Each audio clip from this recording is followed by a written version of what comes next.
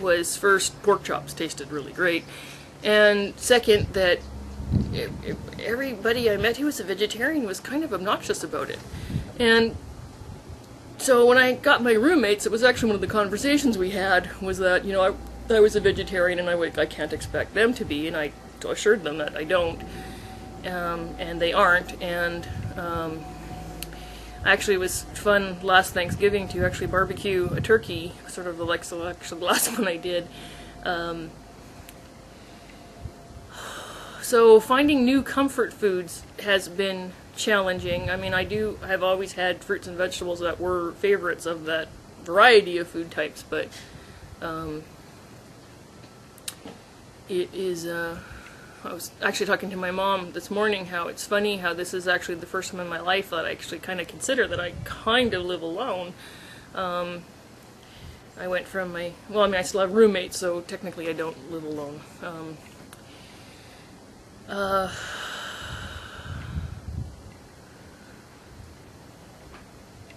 You know, this is actually just kind of rambly, and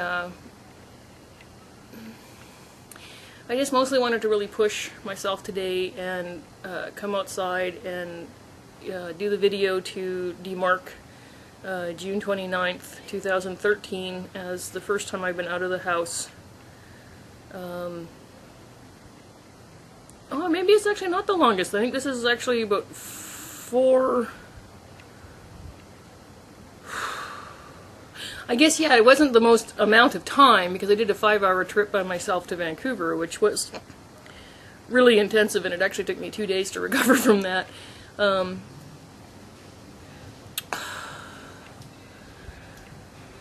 went out of the house the most number of times today, I guess I could say that way, and I have interacted with more people in face-to-face communication than I normally do in a period of time.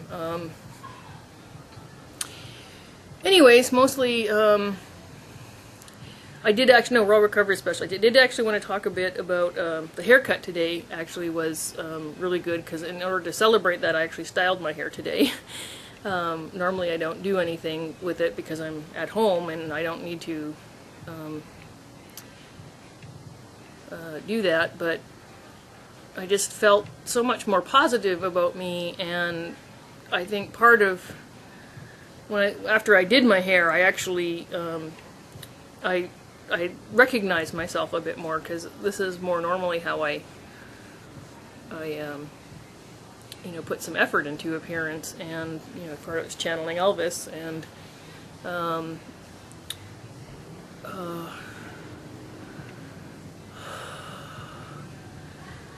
you know, depression is a tricky thing, because it seems logical, but it is, you know, washes of emotion that you then cognitively understand what those emotional values and frequency, intensity mean. And one of the things I have been doing for recovery is when I have panic is I try to really ground myself in the situation where I am, and that, you know, I am alone in a room where the only thing that is stimulating me is the television show, so you can pause that, unlike people, and to remind myself that the events that occurred that resulted in my becoming agoraphobic, they are not currently happening. They are not happening on a daily basis, and I, at this point, only really actually have to deal with them on a quarterly basis, and although multiple contacts during that, and which was actually, I'm in the middle of one of those quarters right now, so, and the long weekend disrupting the conversation flow is learning how to apply the skills, you know, which again is another memory thing, is, oh, that's right, that's what I was thinking about. Agoraphobic philosopher, childhood development. So, with the neurons being encoded with specific information, what that suggests is that it's really critical as to what information that children during their development are exposed to. And it's not really the what, but it's the variety and the novelty. that is important and critical. The wider the parents' social circle, the more different types of people children are exposed to, the more activities, the books, stories are critical. And the act of reading is a different brain process than the act of watching. Anything you watch that is from a reflected light source, any kind of screen, television, theatrical, movie screen, or your telephone, your computer, your phone, anything that is in and of itself a source of light, your brain processes differently from that which is a reflected light, like on a movie theater screen, but also, light reflected off of this. And having all gray text, your brain remembers things differently than when there's pictures. And in fact, one of the tricks that I had learned in school was to do doodles and drawings and make them related to what the subject matter was. So you remember the doodle, then you remember the information of how it breaks down. It's much like the technique of creating a song or a chant to remind you of a list of tasks or a sequence of things that you're supposed to do. There are memory aids and tricks, and the more you use your mind, the less likely you are to have Alzheimer's and dementia. And the more you know, this is really actually why I have been able, I think, to recover as much as I have from the psychotic break with reality that's related to June 10th, 2010. Deleted evil backstory.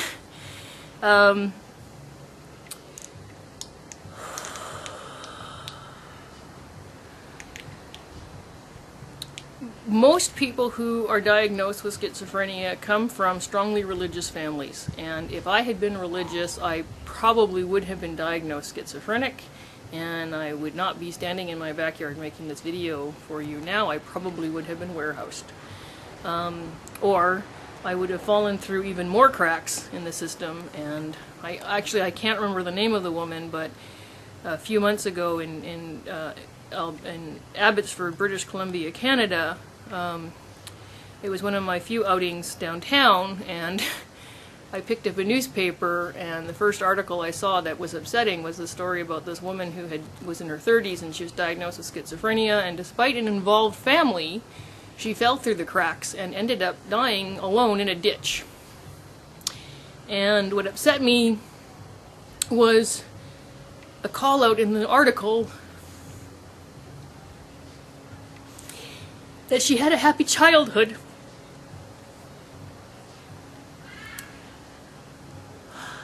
And it upset me for a few reasons, one of which is because it was actually a meme that I started posting on Facebook, which is a photograph of me on my pony, that I had a pony when I was a kid. And I put the text that I had a happy childhood, and apparently that does not prepare you for real life. And it also struck me as reading the article in a more impersonal way that somehow her having a happy childhood made her death more tragic. And it occurred to me that someone who had a horrible childhood and a horrible end's life is actually a lot more tragic, because at least she had that period of time to experience. But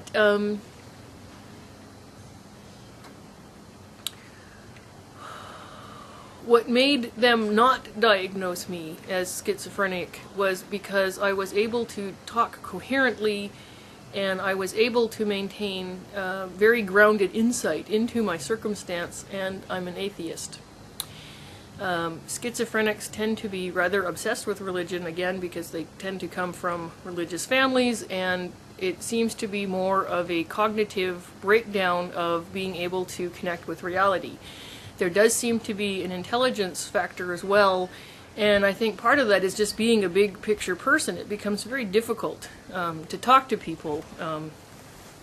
Small talk and incidental conversations remain a huge, huge struggle for me when my brain and I am so used to operating at not a personal